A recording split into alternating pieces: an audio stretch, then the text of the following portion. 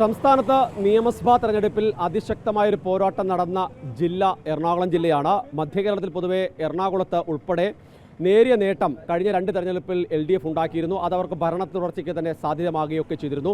ഇത്തവണ പക്ഷേ അതെല്ലാം തന്നെ തിരിച്ചുപിടിക്കുമെന്നാണ് UDF അവകാശപ്പെടുന്നത്. ഇപ്പോൾ DCC പ്രസിഡന്റും ഒപ്പം തന്നെ കൊച്ചിയിലെ സ്ഥാനാർത്ഥി കൂടിയായ മുഹമ്മദ് ഷിയാസ് നമുക്കൊപ്പം ചേരുകയാണ്. എങ്ങനെയുണ്ടായിരുന്നു? ഒരു വിലയിരുത്തലിലേക്ക് എത്തിയിട്ടുണ്ടോ?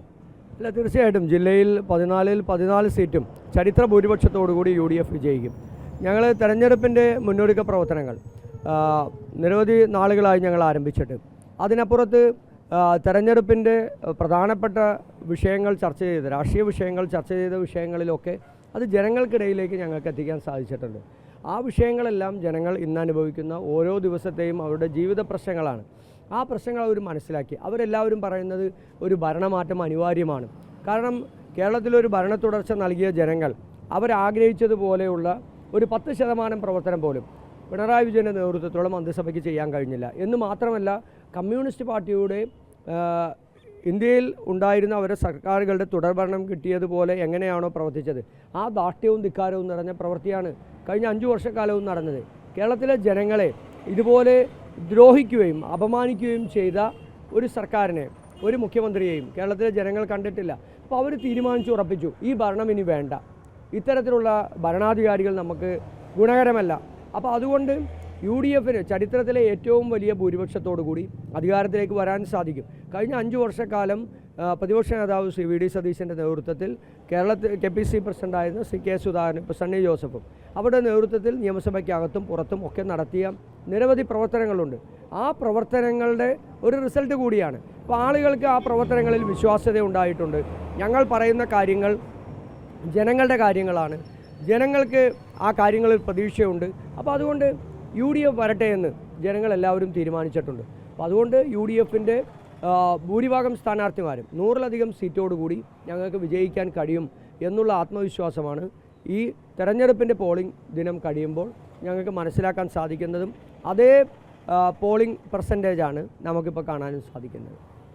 ഈ 87-ന് ശേഷമുള്ള ഏറ്റവും ഉയർന്ന പോളിംഗ് ശതമാനമാണ്. അതിലേറ്റവും പ്രധാനപ്പെട്ടത് കുന്നത്തനാട് ഉൾപ്പെടെ വലിയ രീതിയിലുള്ള പോളിംഗ് രേഖപ്പെടുത്തിയിട്ടുള്ളത്. ഇതിലേറ്റവും മറ്റൊരു കാര്യം കൂടി വെച്ചാൽ 2020-ക്ക് ഒരു വലിയ സ്വാധീനമുള്ള ഒരു സ്ഥലങ്ങൾ കൂടിയാണ്. അതിനെയൊക്കെ എങ്ങനെയാണ് കോൺഗ്രസ് നേതൃത്വം വിലയിരുത്തുന്നത്? അല്ല, കേരളത്തിൽ UDF കോൺഗ്രസും കഴിഞ്ഞ ഒരു തെരഞ്ഞെടുപ്പുകളിലും ഇല്ലാത്ത രീതിയിലുള്ള മുന്നൊരുക്ക പ്രവർത്തനങ്ങളും പ്രചാരണ പ്രവർത്തനങ്ങളുമാണ് നടത്തിയത്. അപ്പോൾ ഞങ്ങൾ ഓരോ വീടുകളിലും പോയി ക്യാമ്പയിൻ ചെയ്തു. ഹൗസ് ടു ഹൗസ് ക്യാമ്പയിനാണ്. അപ്പോൾ അവരോട് ഞങ്ങൾ പറഞ്ഞു, ഇന്ന പ്രശ്നങ്ങളാണ്, നിങ്ങളുടെ പ്രശ്നങ്ങളാണ്, അത് അഡ്രസ്സ് ചെയ്യണമെന്നുണ്ടെങ്കിൽ ഈ സർക്കാർ മാറിയേ മതിയാവുകയുള്ളൂ. അപ്പോൾ അതുകൊണ്ട് നിങ്ങൾ വോട്ട് ചെയ്യാൻ വരണം എന്ന് പറഞ്ഞതിൻ്റെ അടിസ്ഥാനത്തിൽ ജനം മുഴുവൻ വന്ന് വോട്ട് ചെയ്തു. നിങ്ങൾ ഇന്നലെ ആലോചിക്കാം, അത്യുഷ്ണമാണ്. ഞാൻ പല സ്ഥലത്തും ചെല്ലുമ്പോൾ ഇന്നലെ രാവിലെ 7 മണി തൊട്ട് പോളിംഗ് സ്റ്റേഷനുകളിൽ ചെല്ലുമ്പോൾ ആ 7 മണി മുതൽ ആരംഭിച്ച് അത്യുഷ്ണം എന്ന് പറഞ്ഞാൽ 7 മണിക്ക് രാവിലെ 7 മണിക്ക് പോലും ഭയങ്കരമായ ഹ്യൂമിഡിറ്റിയുള്ള സമയമാണ്. ആ സമയം മുതൽ ഏറ്റവും സൂര്യൻ നല്ല ഉച്ചസ്ഥായിയിൽ നിൽക്കുന്ന 1 മണിക്ക് വരെ, ആ 1 മണി സമയത്ത് വരെ കുട്ടികളുമായി, കയ്യിൽ കുട്ടികളുമായി സ്ത്രീകളടക്കം വൃദ്ധരായ മാതാപിതാക്കളടക്കം പോളിംഗ് സ്റ്റേഷനുകളിൽ അവർ വോട്ട് ചെയ്യാൻ നിൽക്കുകയാണ്. അപ്പോൾ എത്രത്തോളമാണ് ഈ നാടിനെ ഇതിനെല്ലാം അതിജീവിക്കണം എന്നുള്ള ജനങ്ങളുടെ ചിന്തയാണ് ഈ പോളിംഗ് ഉയർത്തിയത്. അപ്പോൾ അത് UDFൻ്റെ പ്രവർത്തനങ്ങളും അതിനോടൊപ്പം തന്നെ ജനങ്ങൾക്കിടയിൽ ഈ സർക്കാർ മാറണമെന്നുള്ള വലിയ ചിന്തയും ഉണ്ടായതുകൊണ്ടാണ് ഈ പോളിംഗ് ഉയർന്നത്. അതുമാത്രമല്ല, പുതിയൊരു പ്രതീക്ഷ, ഒരു പുതിയുഗ കേരളത്തിന് വേണ്ടിയിട്ടുള്ളൊരു പ്രതീക്ഷ നൽകാൻ പ്രതിപക്ഷ നേതാവ് ശ്രീ VD സതീശൻ്റെ നേതൃത്വത്തിലുള്ള UDFന് കഴിഞ്ഞിട്ടുണ്ട്. അത് പുതിയുഗ യാത്രയിലൂടെയും അതുപോലെ തന്നെ അദ്ദേഹത്തിൻ്റെ നിങ്ങൾ മാധ്യമങ്ങളുമായിട്ടുള്ള ചർച്ചകളിലൂടെയും വിവിധങ്ങളായിട്ടുള്ള പ്രവർത്തനങ്ങളിലൂടെയും അത് ജനങ്ങൾക്കിടയിൽ ആ വിശ്വാസ്യത ഉണ്ടാക്കിയെടുക്കാൻ സാധിച്ചിട്ടുണ്ട്. അപ്പോൾ നാളെ എന്തായിരിക്കണം കേരളം? ഈ കഴിഞ്ഞ 10 വർഷക്കാലത്തിനിടയ്ക്ക് നമ്മൾക്ക് നഷ്ടപ്പെട്ടു പോയത്, നമ്മളുടെ ഏറ്റവും മികച്ച വിവിധ തലങ്ങൾ അതെങ്ങനെ പുനരുജ്ജീവിപ്പിക്കണം എന്നുള്ള ബോധ്യമുള്ള ഒരു സർക്കാർ, ഭരണാധികാരികൾ വരട്ടെ എന്ന് ജനങ്ങൾ ചിന്തിക്കുന്നുണ്ട്. ആ ചിന്ത കൂടിയാണ് ഈ പോളിംഗ് ദിനത്തിൽ ഇത്രയധികം ആളുകൾ വന്ന് വോട്ട് ചെയ്തത്. അത് UDFന് അനുകൂലമാണ്. ജില്ലയിൽ 14 സീറ്റും ചരിത്ര ഭൂരിപക്ഷത്തോടു കൂടി ഞങ്ങൾക്ക് വിജയിക്കാൻ സാധിക്കും. ഈ പ്രധാനമായും UDF ഉയർത്തിയത് ഡീൽ ആരോപണമാണ്. അതിൽ പാലക്കാട് മാത്രമല്ല, ഇതിൽ ഏറ്റവും ശ്രദ്ധേയമായ ഒരു മണ്ഡലം നമുക്ക് തൃപ്പൂണിത്തുറയാണ്. കാരണം സ്വാഭാവികമായും BJPക്ക് വലിയ സംഘടനാ സ്വാധീനമുള്ള മണ്ഡലത്തിൽ പക്ഷേ 2020ക്ക് ഒരു സ്ഥാനാർത്ഥി 2020ക്ക് സീറ്റ് നൽകുന്നു. അവിടേക്ക് ഒരു സ്ഥാനാർത്ഥി വരുന്നത് പോലും രാഷ്ട്രീയമായി ബന്ധമില്ലാത്തൊരു സ്ഥാനാർത്ഥി, പക്ഷേ അവർ വോട്ട് പിടിക്കുമെന്നൊക്കെ അവർ പറയുന്നു, അവകാശപ്പെടുന്നു. എങ്ങനെയാണ് അത്തരം ഏതെങ്കിലും ഒരു നീക്കുപോക്കുള്ളതായി കോൺഗ്രസ് സംശയിക്കുന്നുണ്ടോ? BJP ചരിത്രത്തിലെ ഏറ്റവും വലിയ രാഷ്ട്രീയ അവിശുദ്ധ ബന്ധമുണ്ടാക്കിയ ഒരു തെരഞ്ഞെടുപ്പാണ് ഈ തെരഞ്ഞെടുപ്പ്. ഈ പാർലമെൻറ്റ് തെരഞ്ഞെടുപ്പിലും കഴിഞ്ഞ ലോക്കൽ ബോഡി തെരഞ്ഞെടുപ്പിലും ആ ബന്ധങ്ങളെല്ലാം ഉണ്ടായിരുന്നു. ആ ബന്ധങ്ങൾ കുറേ കൂടി ഊട്ടിയുറപ്പിച്ച ഒരു തെരഞ്ഞെടുപ്പ് ഈ നിയമസഭാ തെരഞ്ഞെടുപ്പാണ്. കഴിഞ്ഞ നിയമസഭാ തെരഞ്ഞെടുപ്പിൽ തെരഞ്ഞെടുക്കപ്പെട്ട വിവിധ നിയോജക മണ്ഡലങ്ങളിൽ RSS BJPയും CPMനെ സഹായിച്ചിട്ടുണ്ട്. ഈ തെരഞ്ഞെടുപ്പിലും അതുതന്നെയാണ്. നിങ്ങൾ ആലോചിക്കൂ, എറണാകുളത്ത് തൃപ്പൂണിത്തുറ ഈ കഴിഞ്ഞ ലോക്കൽ ബോഡി തെരഞ്ഞെടുപ്പിൽ മുനിസിപ്പാലിറ്റിയിൽ ഒറ്റകക്ഷിയായി BJP വന്നു. അവർക്ക് ഭൂരിപക്ഷം ഉണ്ടായില്ല, ഒറ്റകക്ഷിയായി വന്നു. ആ ഒറ്റകക്ഷിയായി വന്ന് ഇപ്പോൾ അവർ മുനിസിപ്പൽ ഭരണത്തിലുണ്ട്. അപ്പോൾ സ്വാഭാവികമായും ഒരു A ക്ലാസ് മണ്ഡലമാണ് BJPയുടെ തൃപ്പൂണിത്തുറ. ആ A ക്ലാസ് മണ്ഡലത്തിൽ നരേന്ദ്രമോദി വരെ വന്ന് നേരത്തെ പ്രചാരണ പ്രവർത്തനങ്ങൾ നടത്തി BJPക്ക് ഇത്ര അധികം ആളുകളുള്ള, അവരുടെ പ്രവർത്തനങ്ങൾക്ക് ആളുകളുള്ള ഒരു മണ്ഡലം എന്നുള്ള രീതിയിൽ അവരവിടെ ചക്കയിലാണ് മത്സരിച്ചത്. അപ്പോൾ എന്തുകൊണ്ടാണ് ഈ ചക്കയിൽ മത്സരിക്കുന്നത്? അവരുടെ താമര ഒഴിവാക്കി BJPക്ക് CPMന് വോട്ട് ചെയ്യാനുള്ള അവസരമുണ്ടാക്കി കൊടുക്കുക, RSSന് CPMന് വോട്ട് ചെയ്യാനുള്ള അവസരമുണ്ടാക്കി കൊടുക്കുക. ഈ ജില്ലയിലടക്കം 2020 ഈ തെരഞ്ഞെടുപ്പിൻ്റെ ദിവസങ്ങൾക്ക് മുമ്പ് ഒരു അരാഷ്ട്രീയ പാർട്ടി, അതായത് ജനങ്ങൾക്കിടയിൽ ഒരു സ്വാധീനവുമില്ലാത്ത വെറുതെ കുന്നത്തുനാട് മാത്രം ഈ ജനങ്ങൾക്ക് ഭക്ഷ്യക്കിറ്റ് കുറഞ്ഞ വിലക്ക് നൽകി അങ്ങനെ ആ വോട്ട് നേടി ചില പഞ്ചായത്തുകൾ പിടിച്ചെടുത്ത ഒരു പാർട്ടിക്ക് 8 സീറ്റാണ് നൽകിയത്. 8 സീറ്റ്, അത് പ്രധാനപ്പെട്ട തൃപ്പൂണിത്തുറ ഉൾപ്പെടെ.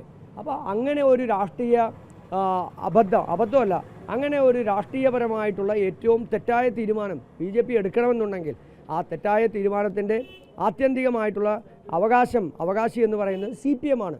CPMന് വോട്ട് ചെയ്യുക എന്നുള്ളതാണ്. അപ്പോൾ ഈ അവിശുദ്ധ കൂട്ടുകെട്ടല്ല, പരസ്യമായ കൂട്ടുകെട്ടാണ് RSSും CPMും തമ്മിൽ ഉണ്ടാക്കിയിട്ടുള്ളത്. അതിന് രാഷ്ട്രീയ കേരളം ഒരു തിരിച്ചടി നൽകും. പ്രബുദ്ധരായ ജനാധിപത്യ വിശ്വാസികൾ, മതനിരപേക്ഷരായിട്ടുള്ള ആളുകൾ, തൃപ്പൂണിത്തുറയിലെ ആളുകൾ അതിന് കൃത്യമായ തിരിച്ചടി നൽകും. ആ രാഷ്ട്രീയ കൂട്ടുകെട്ടുകൊണ്ട് തൃപ്പൂണിത്തുറയടക്കം നമ്മുടെ ജില്ലയിൽ ഒരു സ്ഥലത്തും BJPക്ക് കൂടുതൽ വോട്ട് വീതം ഉണ്ടാക്കാമെന്നുള്ള ഒരു വ്യാമോഹവും അവർക്ക് ഉണ്ടാകില്ല. ഈ തെരഞ്ഞെടുപ്പ് അത് മനസ്സിലാകും. കാരണം എറണാകുളം ജില്ല അത്രത്തോളം മതനിരപേക്ഷരായിട്ടുള്ള ആളുകളാണ്. അവർക്ക് കൃത്യമായ രാഷ്ട്രീയ അവബോധമുള്ള ആളുകളാണ്. അങ്ങനെയൊന്നും ഏതെങ്കിലും ഒരു 2020 എന്ന് പറയുന്ന രാഷ്ട്രീയ പാർട്ടിയുടെ അല്ലെങ്കിൽ ഈ അവിശുദ്ധ ബന്ധത്തിൻ്റെ പേരിൽ CPMന് വോട്ട് ചെയ്യാനുള്ള ഏതെങ്കിലും ഒരു തരത്തിൽ അങ്ങനെയുള്ള ഒരു നിലപാടും സ്വീകരിക്കില്ല. ഇവിടെ BJPക്ക് അങ്ങനെ ഈ നീക്കുപോക്ക് അല്ലെങ്കിൽ ഉണ്ടെന്ന് നിങ്ങൾക്ക് ആരോപിക്കാൻ, അല്ലെങ്കിൽ അത്തരമൊരു അല്ലെങ്കിൽ ആരോപണം അത് അങ്ങനെ ഒരു നിൽക്കുന്ന ഒരു മണ്ഡലം കൂടി കളമശ്ശേരി കൂടിയുണ്ട്. അവിടെ രാജീവാണ് മത്സരിക്കുന്നത്. അവിടെയും ഈ പറയുന്ന പോലെ മുന്നണി സമവാക്യങ്ങൾക്കപ്പുറത്തേക്ക് BJP കാൻഡിഡേറ്റ് അല്ല.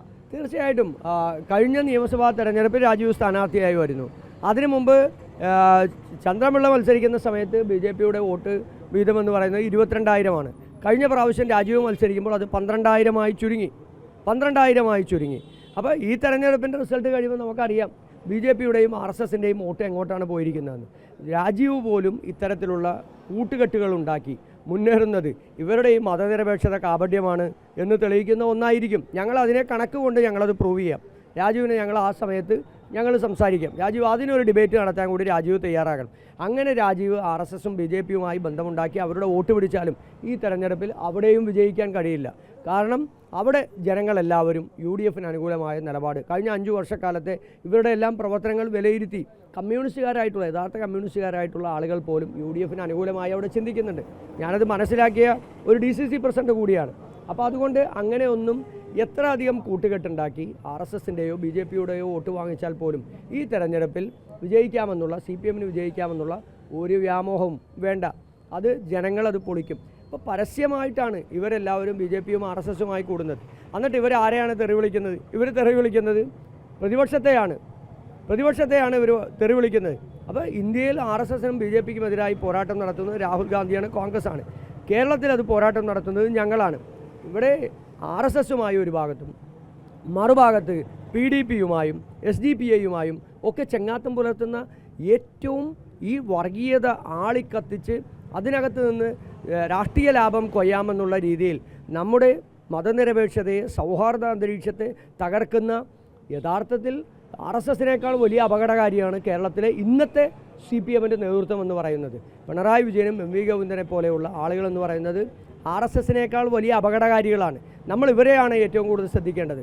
RSSൻ്റെ നാവിനേക്കാൾ കൂടുതൽ വർഗീയത പടർത്തുന്ന, RSSനേക്കാൾ കൂടുതൽ വിദ്വേഷം പരത്തുന്ന, ഭിന്നിപ്പുണ്ടാക്കുന്നത് കേരളത്തിലെ CPM ആണ്, പിണറായി വിജയനാണ്, ഇടതുപക്ഷമാണ്. അത് കഴിഞ്ഞ കുറേ നാളുകളായി മുനമ്പം ഉൾപ്പെടെയുള്ള വിഷയങ്ങൾ, മലപ്പുറം ഉൾപ്പെടെയുള്ള ജില്ലകളെക്കുറിച്ചിട്ടുള്ള മുഖ്യമന്ത്രിയുടെ സ്റ്റേറ്റ്മെൻറ്റുകൾ എല്ലാം സൂചിപ്പിക്കുന്നത് അതാണ്. അതിൻ്റെ എല്ലാം പ്രതിഫലനമായിരിക്കും, ജനാധിപത്യ മതനിരപേക്ഷതയുടെ പ്രതിഫലനമായിരിക്കും കേരളം മുഴുവൻ ഈ തെരഞ്ഞെടുപ്പിൽ ആഞ്ഞടിക്കാൻ പോകുന്നത്. എന്തായാലും വളരെയധികം നന്ദി. പ്രതീക്ഷകൾ, ആഗ്രഹങ്ങളൊക്കെ സഫലമാകട്ടെ. ഇതാണ് മുഹമ്മദ് ഷിയാസിന് പറയാനുള്ളത്. കാരണം കേരളത്തിൽ, അതായത് മധ്യ കേരളത്തിൽ നേരത്തെ നേരിയൊരു നേട്ടം LDF ഉണ്ടാക്കിയിരുന്നു. അതെല്ലാം തന്നെ മറികടക്കും വലിയ നേട്ടം ഇത്തവണ UDF ഉണ്ടാകുകയും അതോടൊപ്പം തന്നെ ഭരണത്തിലേക്ക് എത്തുകയും ചെയ്യുമെന്നുള്ളതാണ് കോൺഗ്രസ് പ്രതീക്ഷിക്കുന്നത്. ക്യാമറമാൻ P ശശികാന്തിനൊപ്പം KK പ്രശാന്ത്, അമൃത ന്യൂസ്, കൊച്ചി.